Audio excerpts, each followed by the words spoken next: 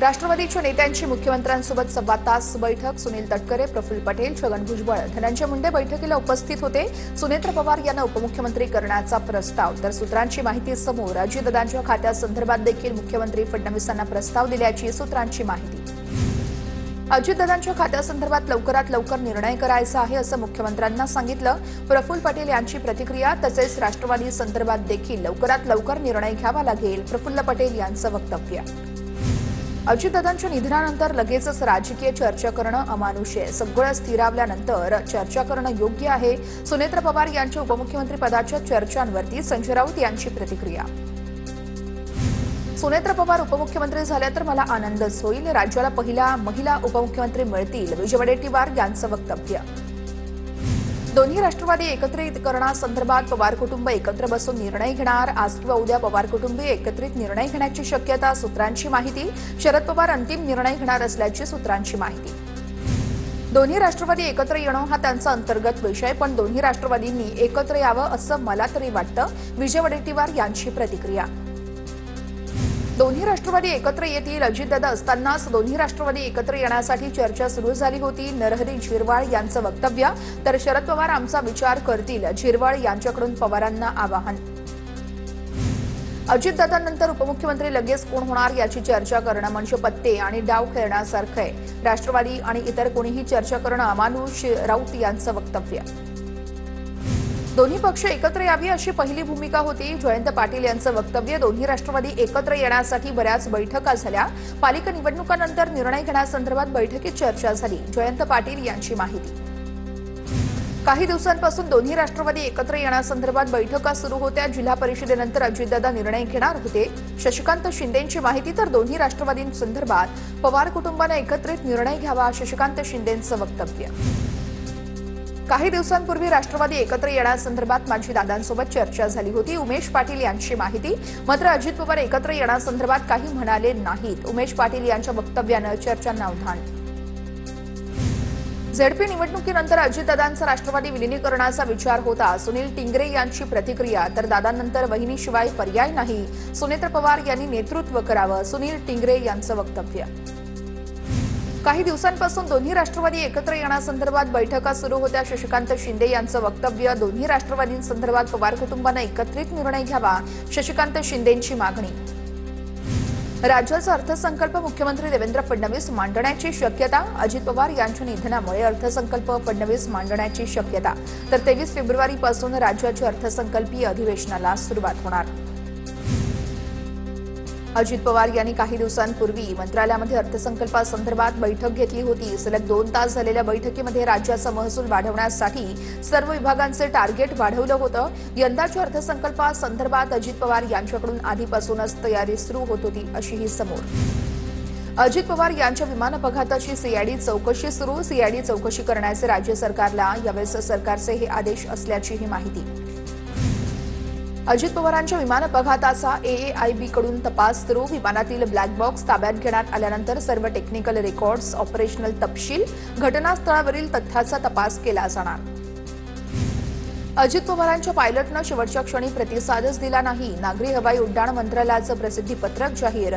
तर विमानाचा कंट्रोल हवेतच सुटल्याचं सीसीटीव्हीतून समोर. बारामती विमानतळावरती रडार ATC नव्हतं अशी माझी माहिती. DGCAला या सगळ्या प्रकाराला जबाबदार आहे, संजय राऊत यांचा गंभीर आरोप. तर अपघातानंतर चौकशी होते, पुढे काय होतं, DGCAनं जबाबदारी घ्यायला हवी, राऊतांचं वक्तव्य. पुण्यामध्ये अजितदादांच्या निधनामुळे राष्ट्रवादी काँग्रेसने जिल्हा परिषद पंचायत समिती प्रचार थांबवला. उमेदवारांच्या कुठल्याही प्रचार सभा आणि रोड शो घेतले जाणार नसल्याचं समोर. उमेदवारांनी घरोघरी जाऊन पत्रकं वाटून निवडणूक लढवावी असेही आदेश. मंत्रालयातील 6व्या मजल्यावरील अजित पवार यांचं दालन आज शांत. नेहमी कार्यकर्ते, अधिकारी आणि नागरिकांनी गजबजलेल्या कार्यालयात आज मात्र शुकशुकाट. पिंपरीमध्ये अजित पवार यांच्या स्मरणार्थ अजित सृष्टी उभारली जाणार. भाजपचे आमदार महेश लांडगे यांच्या प्रशासनाला सूचना. माजी मुख्यमंत्री पृथ्वीराज चव्हाण यांनी शरद पवार यांची बारामतीमध्ये सांत्वनपर भेट घेतली. बारामतीमधील गोविंदबाग या निवासस्थानी जाऊन त्यांनी भेट घेतली. निर्मला सीतारामन यांनी मांडलेल्या आर्थिक सर्वेक्षण अहवालामध्ये लाडकी बहीण योजनेचा उल्लेख, तर लाडकी बहीण योजनेमुळे अनेक राज्य कर्जात तर लोकप्रिय योजनांमुळे महसुली तूट वाढत असल्याचाही अहवाल समोर, तसेच डॉलरच्या तुलनेमध्ये रुपया घसरत असल्याचा देखील उल्लेख. प्रशासनावरती आर्थिक शिस्तीचा बोजा वाढणार, 2025-26 साठी निधी वितरणासंदर्भातील परिपत्रक शासनाकडून जारी. बांधकाम, वाहन खरेदी आणि इतर प्रशासकीय खर्चावरती निर्बंध. दरवर्षी दिलेल्या बजेटमधील खर्च पूर्ण होत नसल्यानं सरकारकडून खर्च कमी करण्याचा प्रयत्न. अजितदादांना अखेरची सलामी देताना पोलीस कर्मचाऱ्याकडून मिसफायर. सलामी देण्यासाठी बंदूक लोड करतानाच मिसफायर झालं. गृहमंत्री अमित शहा अनेक मोठे नेते असताना मोठी दुर्घटना टळली.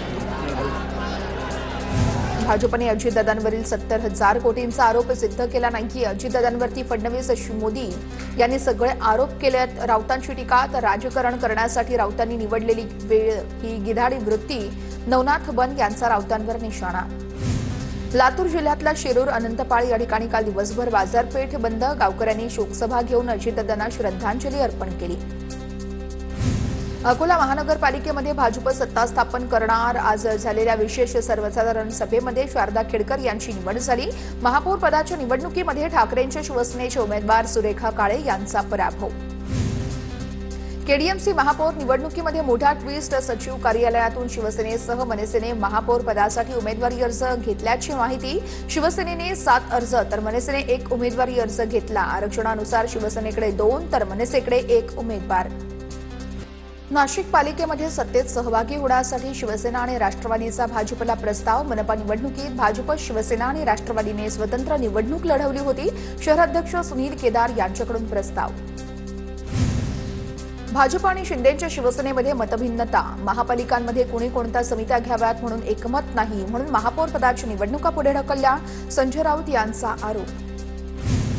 भाजपची ऑफर धुडकावून ठाकरेंच्या शिवसेनेकडून लढणार. विजय नाईक यांची माहिती, तर विजय नाईक हे भाजपचे बंडखोर उमेदवार, तर राणेंचे कट्टर समर्थक मनीष दळवी यांची अखेरच्या क्षणाला माघार.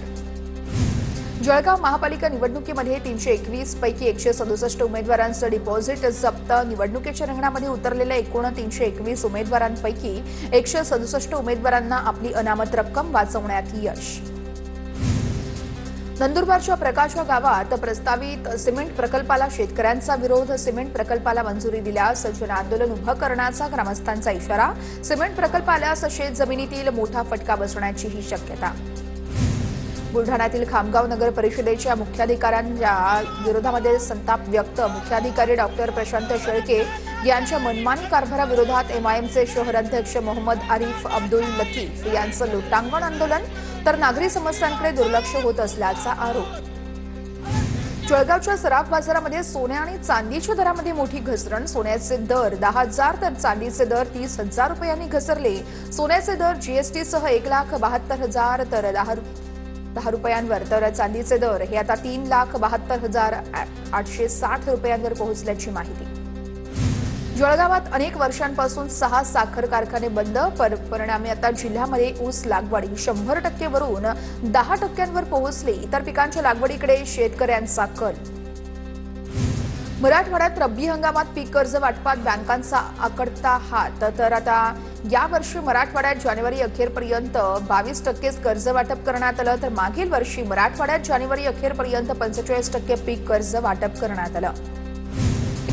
जळगावला अवकाळी पावसाचा तडाखा. चोपड्यामध्ये गारपिटीमुळे 57 गावातील पिकांचं नुकसान, तर 40 गावच्या 9 गावांमधील पिकांची हानी झाली. अवकाळी पावसामुळे जिल्ह्यातील 23 घरांसह 4 गोठ्यांची पडझड झाल्याची माहिती समोर. जळगाव जिल्ह्यातील मुक्ताईनगर तालुक्यामध्ये वादळी वाऱ्यासह झालेल्या पाऊस आणि गारपिटीमुळे शेती पिकांचं प्रचंड नुकसान. आमदार चंद्रकांत पाटील यांच्याकडून नुकसानग्रस्त भागात पाहणी करून तातडीने पंचनामे करण्याचे आदेश. रावेर तालुक्यामध्ये पाऊस आणि गारपिटीमुळे शेतातील पीक जमीनदोस्त. मका, तूर, गहू आणि केळीचं पीक उद्ध्वस्त. आमदार अमोल जावळे यांच्याकडून तातडीने पंचनामे करण्याचे आदेश. तर उभं असलेलं पीक मात्र आडवं पडल्यानं शेतकरी हवालदिल. लासलगाव बाजार समितीत यावर्षीच्या हंगामामध्ये लाल कांद्याची विक्रमी आवक. 2010 वाहनातून 32,172 क्विंटल आवक. तर सध्या बाजार समितीत लाल कांद्याला जास्तीत जास्त 1,640 तर सरासरी 1,280 रुपये प्रति क्विंटलचा दर. राज्यानुसार स्वतंत्र कृषी धोरण ठरवावं. लासलगावमध्ये मोठी आवक होत असल्यानं नवीन बाजारपेठा उपलब्ध करत कांदा निर्यातीसाठी सबसिडी द्यावी. अर्थसंकल्पीय अधिवेशनापूर्वी लासलगाव बाजार समितीचे संचालक प्रवीण कदम यांची मागणी. बुलढाणामध्ये लिंबाचे भाव उन्हाळ्यापूर्वीच वधारले तर लिंबाच्या दरात आणखी वाढ होण्याचा अंदाज. लिंबाला चांगला दर मिळत असल्यानं शेतकऱ्यांकडून समाधान व्यक्त. काचारगड यात्रेसाठी गोंदिया आगाराच्या अतिरिक्त 15 बसेस सुरू तर आमगाव सालेकसा इथून सुद्धा अतिरिक्त बसेस सुरू. यात्रेकरूंची गैरसोय होऊ नये म्हणून निर्णय घेतल्याची माहिती. लातूरच्या किल्लारीमध्ये खंडोबाच्या यात्रोत्सवानिमित्त पालखीची मिरवणूक. पालखीमध्ये पंचक्रोशीतील नागरिकांचा मोठ्या संख्येनं सहभाग. वाशीमध्ये घरकुल योजनेतील निधी न मिळाल्यानं घरांची कामं रखडली. पहिला हप्ता मिळाल्यानंतर लाभार्थ्यांनी कामं सुरू केली, मात्र पुढील हप्ते न मिळाल्यानं घरं अर्धवट अवस्थेमध्ये. निधी रखडल्यानं गरजू कुटुंबियांचे घरकुलाचं स्वप्न अधांतरीच.